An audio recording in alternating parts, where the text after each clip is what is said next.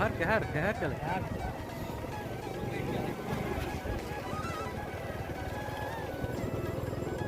शुरू हो गया है।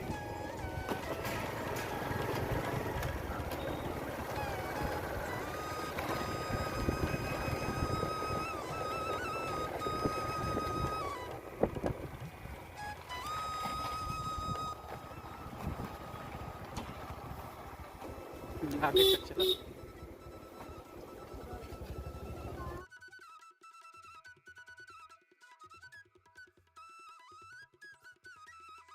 22 दिसंबर से ये मेला प्रारंभ होने वाला है। इसकी तैयारियां पूरी हो चुकी हैं और तमाम जो दुकानें हैं वो लग रही हैं और 22 दिसंबर को ही गोविंद दशमी है। उसके बाद जो है हर वर्ष मेले का प्रारंभ हो जाता है। गोविंद साहब मेला पूर्वांचल का सबसे बड़ा मेला है और अंबेडकर नगर और आजमगढ़ की सीमा के बीच ये लगता है। ये जो जगह है ये न्योरी से 2 किलोमीटर के दूरी पर स्थित है। आप जैसा कि देख पा रहे हैं ये बाबा गोविंद साहब का समाधि स्थल है और ये कुंड है और इस कुंड में लोग जो श्रद्धालु हैं वो आते हैं और यहाँ पर अपने आप को पवित्र करके हाथ और मुंह धोकर और कुछ लोग स्नान भी करते हैं। ये मेला कहा जाता है कि 232 सालों से ज़्यादा का समय हो चुका है। वीरेंद्र दास मेरा नाम है। वीरेंद्र दास। आप यहाँ पर क्या कोई गोविंद साहब मठ में भी कुछ किसी पद पर हैं या कैसे? किस पद पर हैं? हम तो महंत हैं यहाँ का।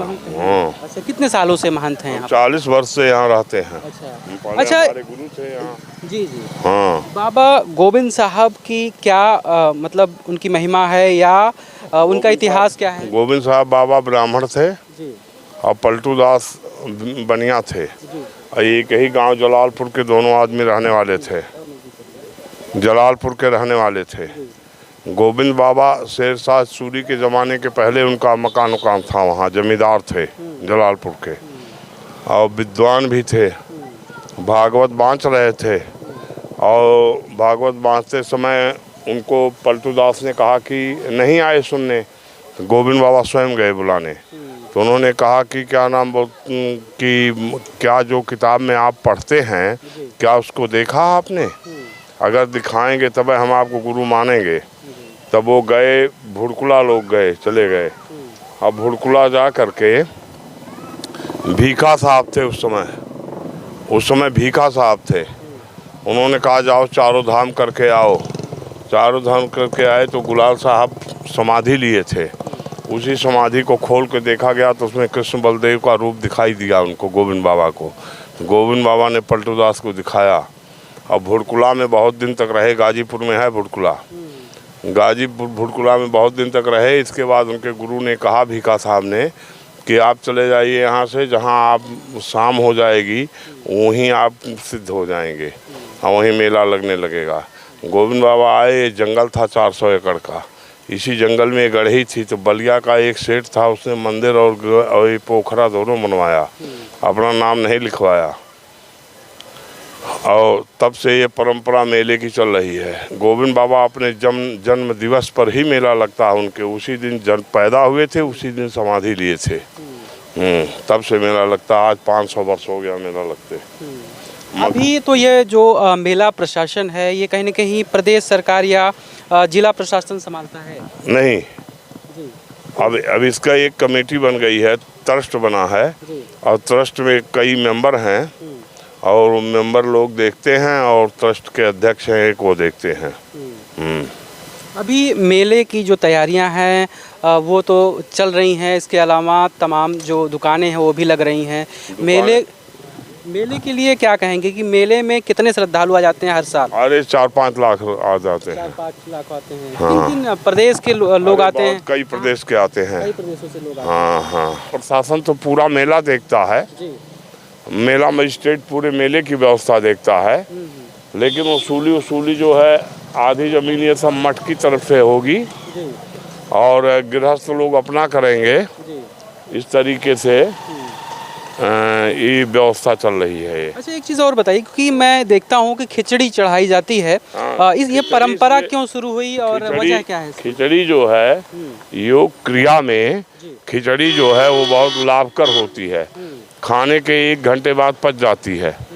योग क्रिया करने में कोई आपत्ति नहीं होती, कोई गड़बड़ी नहीं पैदा होती। यहाँ चढ़ाने की परंपरा कब से शुरू हो गई? जुड़ते से खिचड़ी योगी लोग खाते थे ना, तो इसलिए जब से मेला लग रहा तब से खिचड़ी चढ़ रही है। तो आपने सुना यहाँ के जो महंत हैं वो कहीं न कहीं इस मंदिर के महात्म्य के बारे में बता रहे थे, और उनका कहना था कि 500 वर्ष से ज़्यादा का समय हो चुका है और तब से ही जो मेला है वो चल रहा है, और 2-3 लाख से ज़्यादा के श्रद्धालु यहाँ पर आते हैं हर साल और इस मेले का आनंद लेते हैं। इसके अलावा बाबा गोविंद साहब के दर्शन के लिए भी यहाँ पर आते हैं। खिचड़ी चढ़ाने की जो परंपरा है उसके बारे में भी बताया इन्होंने कि खिचड़ी चढ़ाने की जो परंपरा है वो कहीं न कहीं एक सात्विक भोजन के तौर पर, और जो ख़ास तौर पर योगी का भोजन कहा जाता है, और इसी वजह से ये भोजन भी सुपाच्य होता है। और योग क्रिया में भी हाँ, अरवा चावल और उर्द की जो खिचड़ी होती है वो चढ़ाई जाती है। और उसी बारे में ये अरवा चावल उर्द चढ़ाने का क्या, क्योंकि दालें तो और भी हैं। नहीं, वो जल्दी पाचन क्रिया उसकी होती है। अच्छा, उड़द। हाँ, उड़द और अरवा चावल की पाचन क्रिया बहुत जल्दी होती है। मूंग, क्योंकि मूंग भी कहा जाता है, क्योंकि मूंग नहीं, एक उर्द की दाल और अरवा चावल बहुत जल्दी पचता है। को भी मूंग की दाल, उसका चावल थोड़ी खाते थे ये लोग, उसका पानी पीते थे। मतलब कहने का मतलब चावल और जो दाल है उड़द की, उन दोनों को पकाकर उसका जो पानी निकलता था उस पानी का जो है सेवन करते थे, जिसकी वजह से जो है वो कहीं न कहीं वो फ़ायदेमंद है शारीरिक रूप से, और एक यौगिक क्रिया भी आसानी से की जा सकती है। इन सब विषयों को लेकर इनका कहना था कि ये सब जो चीज़ें हैं, इस तरह के जो खान पान है आज के खान पान से काफ़ी डिफरेंस है जो लोग भूलते जा रहे हैं। नीरज कुमार। नीरज, कहाँ घर है आप? माधवपुर। माधवपुर से आप यहाँ आते हैं हर वर्ष जो है मेले में? जी सर। अच्छा, मेले के बारे में मतलब क्या कुछ यहाँ पर कुछ नया इस बार है, या कुछ सालों में कुछ बदला है, कुछ नई चीज़ें यहाँ पर आई हैं? क्योंकि कहा जाता है कि यहाँ पर हाथे घोड़े तक बिकते थे, अब अभी नहीं बिकते हैं। अभी नहीं बिकते हैं, घोड़े आते हैं। अच्छा जी। पहले के समय से अब भीड़ में कितनी तब्दीली आई है? कम हुई है या ज़्यादा? नहीं, ज़्यादा हुई है, भीड़ बढ़ी है। जी। क्योंकि अब जो ज़्यादा से ज़्यादा युवा शहरों में पलायन कर गए हैं, चाहे पढ़ने के लिए हो, चाहे रोज़गार की बात हो, तो उस हिसाब से मेला देखना लोगों की पसंद है अभी भी? जी, बहुत पसंद है। हम लोग आते हैं, बहुत दूर से लोग आते हैं यहाँ पर मेला देखने के लिए। हाँ। तो अभी भी आपको लगता है कहीं न कहीं ये प्रदूषण के लिए आपने यूज कर रहे हैं, या कोविड का डर अभी भी है? नहीं, डर तो नहीं है अभी, बट क्या कहते हैं, पॉल्यूशन की वजह से इसलिए। और आप का नाम क्या है और कहाँ रहते हैं आप? हमारा नाम विशाल आर्य है, हम माधवपुर से बिलोंग करते हैं। आप यहीं रहते हैं या कहीं बाहर रहते हैं? पढ़ाई करते हैं। क्या पढ़ाई कर रहे हैं आप? मेडिकल फील्ड में। मेडिकल फील्ड में तैयारी कर रहे हैं, या यहाँ आपका हर वर्ष आना होता है? हर वर्ष आना होता है। हफ्ते में डेली होता है? हफ्ते में डेली करते हैं हम लोग, हफ्ते में डेली आते हैं। डेली का मतलब 7 दिन? एक दिन आते हैं। संडे को आते हैं यहाँ पे दर्शन करने के लिए।